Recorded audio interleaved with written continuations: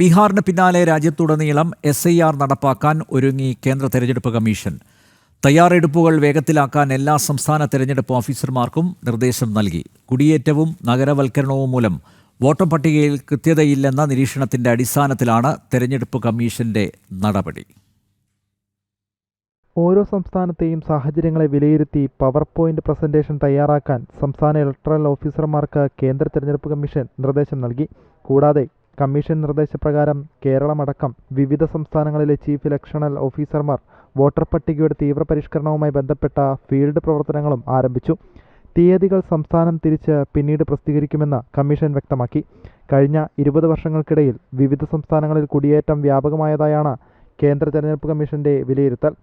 ബീഹാർ മാത്രമല്ല, പശ്ചിമ ബംഗാളും ത്രിപുരയിലും ആസാമിലടക്കം അയൽ രാജ്യങ്ങളിൽ നിന്ന് കുടിയേറ്റമുണ്ടായിട്ടുണ്ട്. വോട്ട് ബാങ്ക് ലക്ഷ്യം വെച്ച് പ്രതിപക്ഷ മുന്നണിയിൽപ്പെട്ട രാഷ്ട്രീയ കക്ഷികൾ കുടിയേറ്റക്കാരെ വോട്ടർ പട്ടികയിൽ ഉൾപ്പെടുത്തിയെന്ന ആരോപണങ്ങളും ശക്തമാണ്. ഇതിനു പുറമെയാണ് നഗരവൽക്കരണത്തിന്റെ ഭാഗമായുള്ള കുടിയേറ്റങ്ങൾ. ഇക്കഴിഞ്ഞ 20 വർഷങ്ങൾക്കിടയിൽ ധാരാളമായി ജനങ്ങൾ താമസസ്ഥലം മാറ്റിയിട്ടുണ്ട്. ഒരു സ്ഥലത്തെ വോട്ടർ പട്ടികയിലുള്ളവർ താമസം മാറുമ്പോൾ പേര് റദ്ദാക്കാതെ പുതിയ സ്ഥലത്തെ വോട്ടർ പട്ടികയിലും ഇടം പിടിക്കുന്നു. ഈ സാഹചര്യം കണക്കിലെടുത്താണ് രാജ്യത്തുടനീളം വോട്ടർ പട്ടികയിൽ പ്രത്യേക തീവ്ര പരിഷ്കരണം നടപ്പിലാക്കാൻ കേന്ദ്ര തെരഞ്ഞെടുപ്പ് കമ്മീഷൻ തീരുമാനിച്ചത്. ജനം, ഡൽഹി.